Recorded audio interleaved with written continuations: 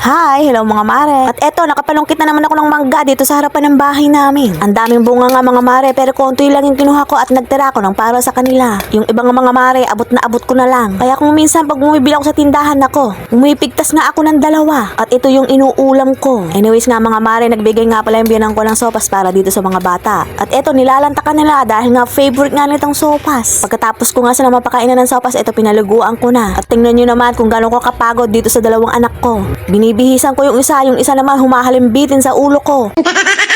Hay nako, ganyan pa lang, pagod na ako. Paano pa dun sa pagsasaway, pag napagod na rin ang bunganga ako. Madalas kasing magsipag-akyatan dito sa taas yung mga anak ko.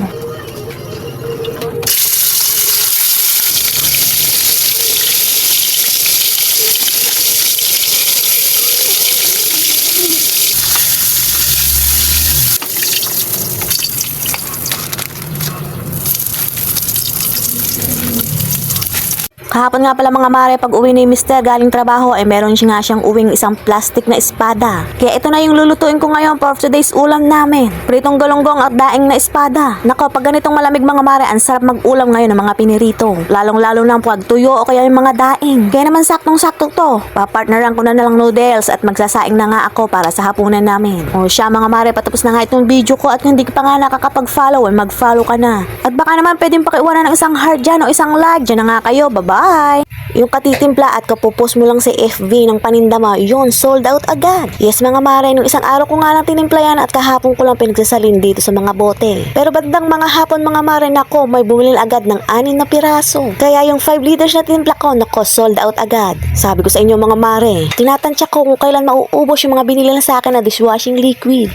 So ayun, after 2 weeks, nagtimpla na nga ulit ako. At naipost ko na nga dito sa mini vlog ko. Jackpot, bumili nga ulit sila. Thank you po. So ora mismo mga mare, yung katitimpla ko at kasasalin, ayun, sold out agad. 6 pieces dishwashing liquid in a 1 day. Thank you po Lord. Kaya naman agad-agad binalot ko na yung tagatlo. Kaya dun po sa mga bumili, maraming salamat po. At anyways mga mare, eto sinasalinan ko na nga yung dishwashing bottle ko. Naubos na rin kasi, kaya sinalinan ko na ng panibago. Tapos mga bandang alas 8 mga mare, eto naisipan ko magluto ng sopas. Dahil kahapon nga ang daming nakain ng mga anak ko. Kaya eto, magluluto na nga ako para sa kinabukasan ay meron silang kakainin ulit. Tipid budget nga lang itong nilutong ko sopas dahil nga pecha de peligro na naman. Sabi ko itong niluto ko ay pang kinabukasan, pero eto't hetot lalantakan na ng mga anak ko. Kaya naman yung paggaluto ko, ito sinandukan ko na nga sila para lumamig na. Syempre nagsandok na rin ako ng para sa akin. O siya mga mare, patapos na nga itong video ko at kung hindi ka pa nga nakakapag-follow, mag-follow ka na. At baka naman pwedeng pakiuwanan ng isang heart dyan o isang like. O siya, dyan na nga kayo. Bye-bye!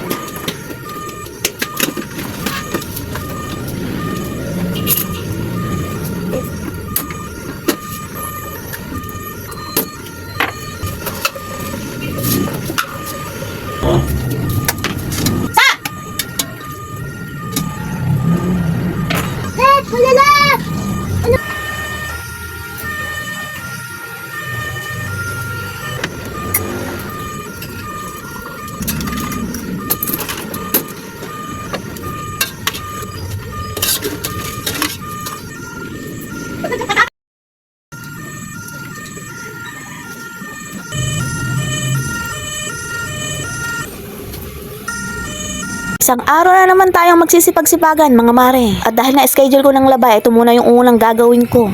After ko ngang maligo nung hapon, eto nagsalang na ako ng sinaing. At magmumultitasking tayo habang may ginagawa pa yung isa, meron pa tayong gagawing isa.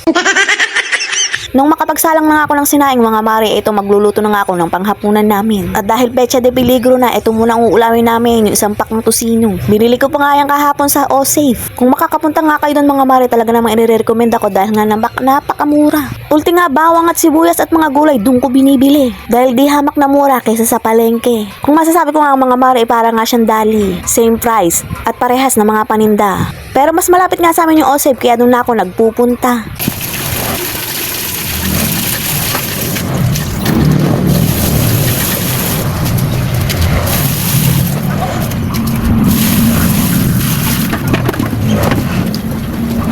Hininaan ko nga pala yung apoy doon sa pinipirito ko. At dahil nga lumabas ako para magbabad ng mga lalabahan ko. Nabanlawan ko na nga yung mga damit na lalabahan ko. Kaya naman sinalina ko na lang ng tubig at nilagyan ng sabon. At pagdating nga ni Mister, siya ka ko lalabahan. At dahil yung uniform at pantalon na huhubarin niya, ay siya ko na rin lalabahan. At eto, hinangon ko na nga yung mga pinirito ko at luto na. At pagkatapos nagpunta na nga ako dito sa kwarto para maglinis na naman. Nako, walang kasawa ang linis mga mare. Lalong-lalo na tong mga laruan ng mga anak ko, yung mga hindi na ginagamit. Nako, itatapon ko na nga talaga, promise. Abay, met-maya ka naman linis ng linis, met-maya din sila naglalaro at kalat ng kalat. Itinira ko na lang talaga yung laging nilalaro nila. At yung hindi naman itinapon ko na para mabuwas-buwasan yung pagkakalat nila dito. At after nga sa loob ako maglinis, dito naman ako sa labas magwawalis. May pailan-ilang mga dahon. At kokonti lang naman yung wawalisan ko dito. Kaya naman mabilis na akong matapos dito sa labas. O siya mga mare, patapos na nga itong video ko. At kung hindi ka pa nga nakakapag-follow, mag-follow ka na. At baka naman pakiwanan ng isang heart dyan o isang like dyan na nga kayo. Bye-bye!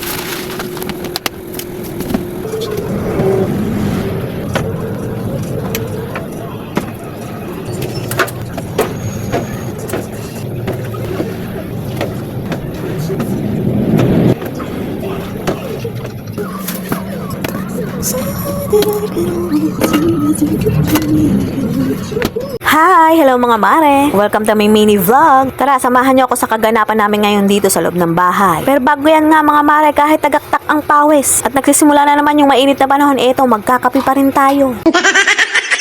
At pagkatapos ko nga magtimpla ng kape mga mare, ito naman ang inasikaso ko. Itong babuonin nga ni Mister, binabad ko na nga sa mga sangkap. Tsaka ako ilalagay sa freezer. Para bukas nga ipipirito na lang. Tapos nga mga mare, nakita ko nga tong mini ref namin, napakadumi na. Kaya pinagtatanggal ko nga muna yung mga nakalagay. Tapos pinunasan ko na. Mga tulo-tulo lang naman to ng mga tubig. Saka ng mga juice at pagkain ng mga anak ko. Nako, bahala na kayo magpasensya sa bunso ko dahil habang nag-voice over ako, umaarya ng sigaw habang naglalaro. Nung mapunasan ko na nga itong mini ref namin mga mare, binalik ko na nga mga nakalagay dito. Tapos nagsimula na ako magluto ng pangtanghalian namin hanggang hapunan. For today's ulam nga mga mare, magluluto nga lang muna ako ng adobong manok. Matipid naman kami mag-iina sa ulam kaya sinusigurado ko na abot pa to hanggang hapunan. Hindi ko na nga pinaiga sa sabaw mga mare dahil yung mga anak ko mahihilig sa mga sabaw.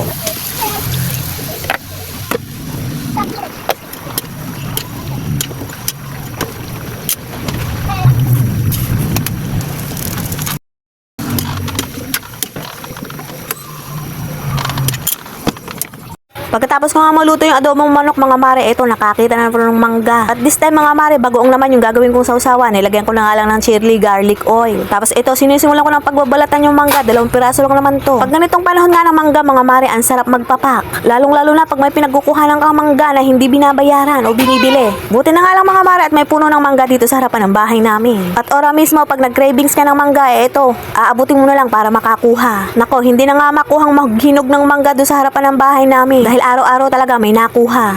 At kahit asin at paminta nga lang mga mare, nagkakatapusan na ng laban. O siya mga mare, patapos na nga itong video ko at kung hindi ka pa nga nakakapag-follow, mag-follow ka na. At baka naman, pwedeng pakiwanan ng isang heart dyan o isang like. O siya, dyan na nga kayo. Bye-bye!